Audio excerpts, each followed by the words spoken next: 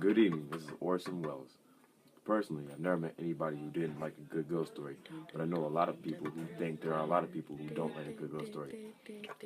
For the benefit of these, at least I go on record at the outset of this evening entertainment with the sober assurance that although blood may be curdled on this program, none will be spilt. There is no shooting, knifing, throttling, axing, or poisoning here. No clanking chains, no cobwebs, no bony or hairy hands appearing from the secret panels, or better yet, bedroom curtains. If it's any part of that dear old phosphorescent foolishness that people who don't like ghost stories don't like, then again, I promise you, we haven't got it. What we do have is a thriller. If it is half as good as we think it is, you can call it a shocker, and we present it proudly, without apologies. After all, a story doesn't have to appeal to the heart. They can also appeal to the spine. Sometimes you want your heart to be warm, sometimes you want your spine to tingle. The tingling, it's to be hoped, will be quite audible as you listen tonight to The Hitchhiker. That's the name of our story, The Hitchhiker.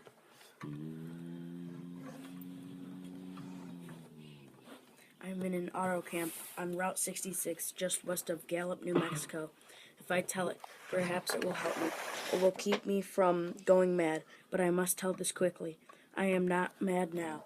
I feel perfectly well, except that I am running a slight temperature. My name is Ronald Adams. I am 36 years of age, unmarried, tall, dark, with a black mustache. I drive a 1940 V8 license number 6V7989. I was born in Brooklyn. All this I know. I know that I am at this moment perfectly sane. That is not I who have gone mad, but something else, something utterly beyond my control. But I must speak quickly. At any moment the link with my life may break.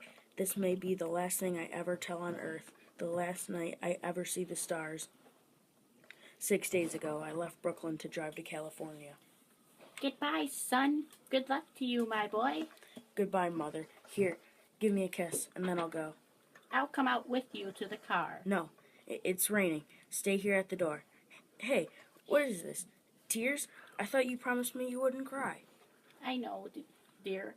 I'm sorry, but I do hate to see you go. I'll be back. I'll be on the coast only 3 months. Oh, it isn't that. It's just the trip, Ronald. I wish you weren't driving. Oh, Mother, there you go again. People do it every day. I know, but you'll be careful, won't you? Promise me you'll be extra careful.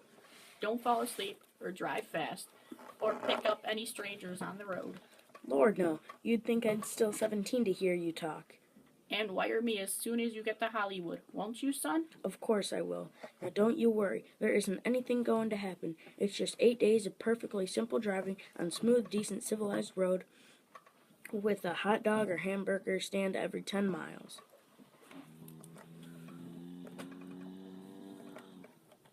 I was in excellent spirits.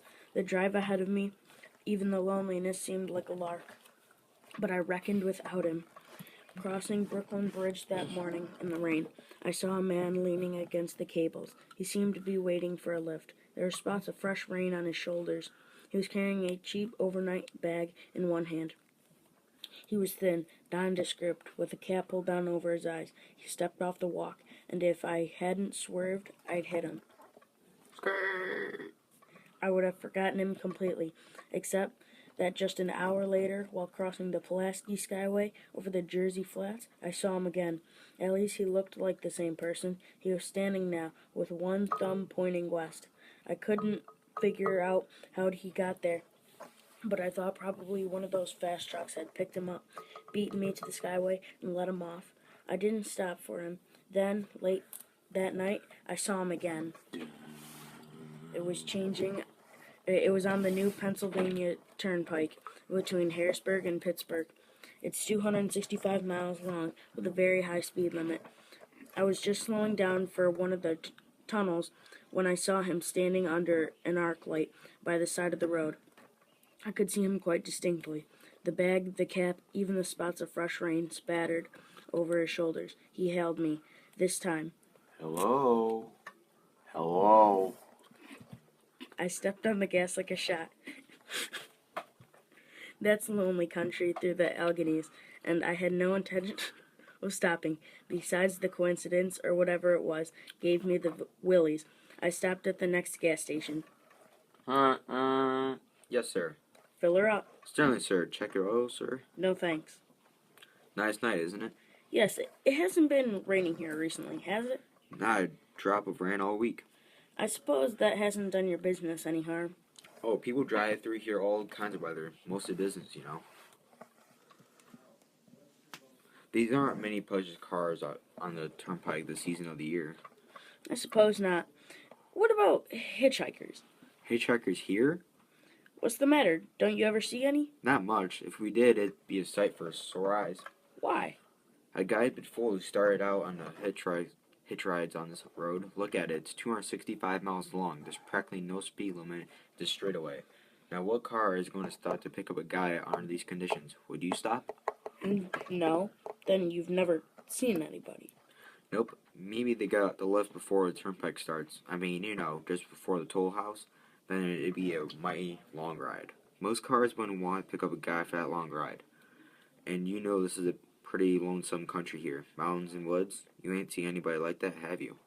No. Oh, no. Not at all. It was just a technical question. I see. Well, that'd be just $1.49 with the tax. The thing gradually passed from my mind. A sheer coincidence. I had a good night's sleep in Pittsburgh. I did not think about the man all next day until just out of Zanesville, Ohio. I saw him again. It was a bright, sunshiny afternoon. The peaceful Ohio fields, brown with the autumn stubble, lie dreaming in the golden light. I was driving slowly, drinking it in, when the road suddenly ended in a detour. In front of the barrier, he was standing. Let me explain his appearance before I go on. I repeat, there was nothing sinister about him. He was as drab as a mud fence, nor was his attitude menacing. He merely stood there, waiting, almost drooping a little, the cheap overnight bag in his hand. He looked as though he had been waiting there for hours. Then he looked up. He hailed me. He started to walk forward. Hello? Hello? I had stopped the car, of course, for the detour, and for a few moments I couldn't seem to find the new road. I knew he must be thinking that I had stopped for him. Hello? Hello? Hello? No, not just now. Sorry. I'm going to California? No, not today. The other way. Going to New York. Sorry. After I got the car back onto the road again, I felt like a fool. Yet, the thought of me picking him up, of having him sit beside me, was somehow unbearable. Yet, at the same time, I felt more than ever unspeakably alone. Hour after hour went by. The fields, the towns ticked off, one by one. The lights changed. I knew now that I was going to see him again. And though I dreaded the sight, I caught myself searching the side of the road, waiting for him to appear. Yep, what is it? What do you want? You sell sandwich and pop here, don't you? Yep, we do, in the daytime, but we're closed up for now for the night. I know, but I was wondering if you could possibly let me have a cup of coffee. Black coffee. Not this time of night, mister. My wife's a cook and she's in bed, maybe far down the road with the honeysuckle rest. No, don't shut the door. Listen, just a minute ago there was a man standing here, right beside the stand. A suspicious-looking man. Henry. Who is it, Henry? It's nobody, Mother. Just a fellow who thinks he wants a cup of coffee. Go back into bed. I don't mean to disturb you, but you see, I was driving alone when I just happened to look, and there he was. What was he doing? Nothing. He ran off when I stopped the car. Then what of it? That's nothing to wake a man in the middle of his sleep about. Young man, I've got a good mind to turn you off to the sheriff. But You've been taking a nip. That's what you've been doing, and you haven't got anything better to do than to wake a decent folk out of their hard-earned sleep. Get going. Go on. But you looked as though he were going to rob you. I ain't got nothing to stand to lose. No, I ain't wait before I call the sheriff, folks. I got into the car again and drove on slowly. I was beginning to hate the car. If I could have found a place to stop, to rest a little, but I was in the Ozark Mountains of Missouri now. The few resort places there were closed. Only an occasional log cabin, seemingly deserted, broke the monotony of the wild, wooded landscape. I had seen him at the roadside stand. I knew I would see him again, perhaps at the next turn of the road. I knew that when I saw him next, I would run him down. But I did not see him again until late next afternoon. I had stopped the car at a sleepy little junction just across the border into Oklahoma to let a train pass by. When he appeared across the tracks, leaning against a telephone pole, it was a perfectly airless, dry day. The red clay of Oklahoma was baking under the southwestern sun, yet there were spots of fresh rain on his shoulders. I couldn't stand that. Without thinking blindly, I started the car across the tracks. He didn't even look up at me.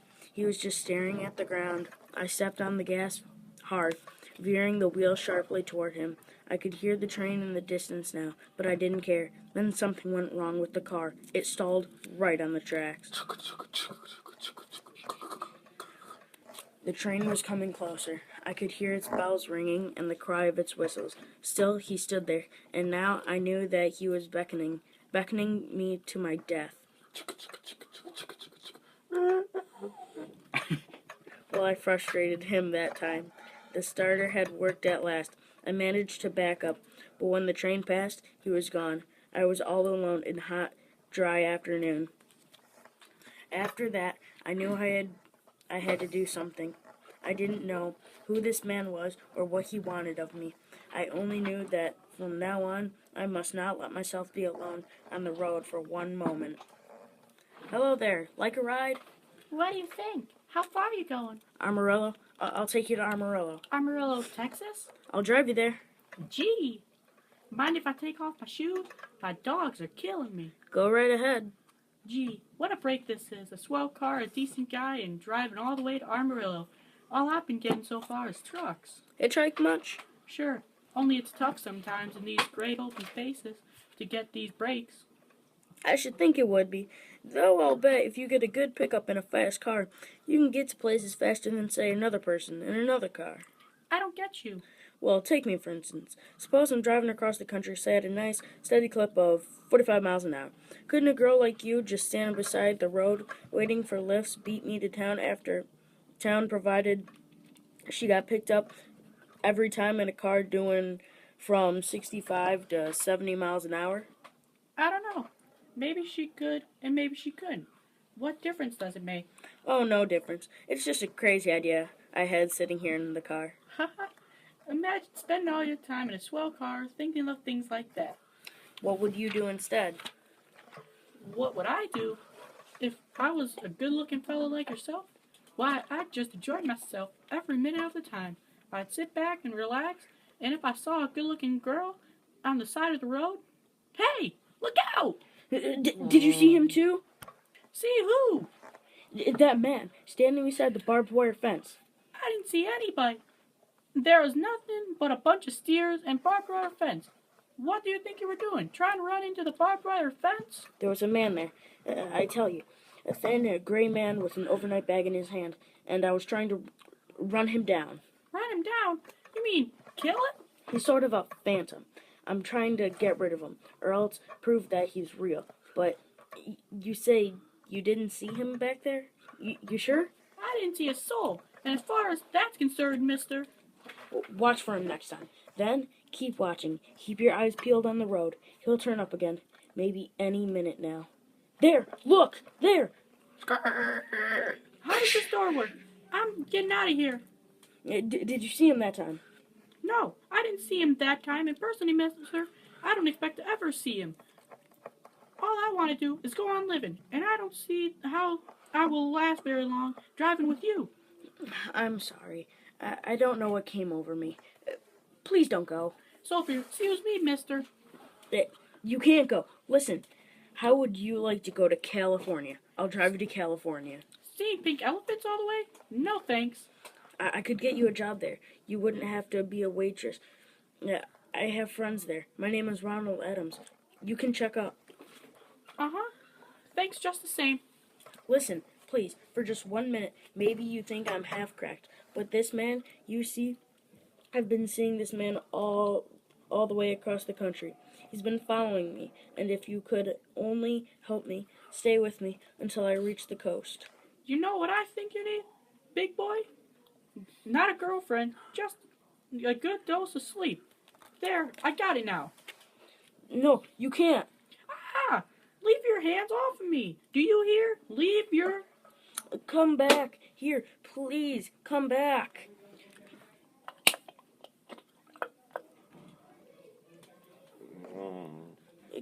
She ran from me as though I were a monster. A few minutes later, I saw a passing truck pick her up. I knew then I was utterly alone. I was in the heart of the great Texas prairies. There was a car on the road after the truck went by. I tried to figure out what to do, how to get a hold of myself, if I could find a place to rest, or even if I could sleep right here in the car for a few hours along the side of the road. I was getting my winter overcoat out of the back seat to use as a blanket.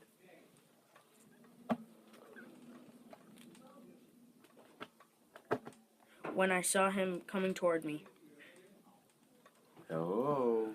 emerging from the herd of the moving steer. Hello. Hello. I didn't wait for him to come any closer. Perhaps I should have spoken to him, then fought it out then and there. For now, he began to be everywhere, whenever I stopped, even for a moment, for gas, for oil, for a drink of pop, a cup of coffee, a sandwich, he was there. I saw him standing outside the auto camp in Amarillo. That night, when I dared to slow down, he was sitting near the drinking fountain in a little camp spot just inside the border of New Mexico. He was waiting for me outside the Navajo reservation, where I stopped to check my tires. I saw him in Albuquerque, where I bought 12 gallons of gas. I was afraid now, afraid to stop. I began to drive faster and faster. I was in lunar landscape now, the great arid mesa country of New Mexico. I drove through it with the indifference of a fly crawling over the face of the moon. But now he didn't even wait for me to stop. Unless I drove at 85 miles an hour over those endless roads, he waited for me at every other mile. I would see his figure, shadowless, flitting before me, still in its same attitude, over the cold and lifeless ground, flitting over the dried-up rivers, over broken stones cast up by old glacial upheavals, flitting in the pure and cloudless air. I was beside myself when I finally reached Gallup, New Mexico. This morning, there was an auto camp here, cold, almost deserted at this time of the year. I went inside and asked if there was a telephone. I had the feeling if I could only speak to someone familiar, someone that I loved, I could pull myself together. Number, please. Long distance? This is long distance. I'd like to put in a call to my home in Brooklyn, New York. I'm Ronald Adams. The number is Beechwood 20828. Thank you. What is your number? 312? Albuquerque. New York for Gallup? New York. Gallup, New Mexico. Calling Beechwood 20882. I had read somewhere that love could banish demons. It was middle of the morning. I knew Mother would be home. I pictured her tall, white-haired, in her crisp house dress, going about her tasks. It would be enough, I thought merrily, to hear the even calmness of her voice. Will you please deposit $3.85 for the first 2 minutes? When you deposited $1.50, will you wait until I've collected the money? Clunk, clunk, clunk, clunk, clunk, clunk. All right, deposit another $1.50. Clunk, clunk, clunk, clunk, clunk, clunk. Will you please deposit the remaining 85 cents? Clunk, clunk, clunk, clunk. Ready for Brooklyn. Go ahead, please. Hello? Mrs. Adams' residence. Hello? Mother? This is Mrs. Adams' residence. Who is it you wish to speak to, please? Why, who is this? This is Mrs. Whitney. Miss Whitney? I don't know any Miss Whitney. Is this Beechwood 20828? Yes. Where's my mother? Where's Mrs. Adams? Mrs. Adams is not home. She is still in the hospital. The hospital? Yes. Who is this calling, please? Is it a member of her family? What's she in the hospital for? She's been prostrated for 5 days. Nervous breakdown. But who is this calling? Nervous breakdown, but my mother was never nervous. It's all taken place since the death of her oldest son, Ronald. Death of her oldest son, Ronald. Hey, what is this? What number is this? This is Beechwood 20828. It's all been very sudden. He was just killed 6 days ago in an automobile accident on the Brooklyn Bridge. Your 3 minutes are up, sir. Your 3 minutes are up, sir. Your 3 minutes are up, sir. 3 minutes are up, sir. Sir, your 3 minutes are up, sir. And so I am, sitting here in a deserted auto camp in Gallup, New Mexico. I am trying to think. I am trying to get a hold of myself. Otherwise, I shall go mad. Outside, night, the vast, soulless night of New Mexico. A million stars are in the sky. Ahead of me stretch 1,000 miles of empty mesa, mountains, prairies, desert. Somewhere among them, he is waiting for me. Somewhere I shall know who he is and who I am.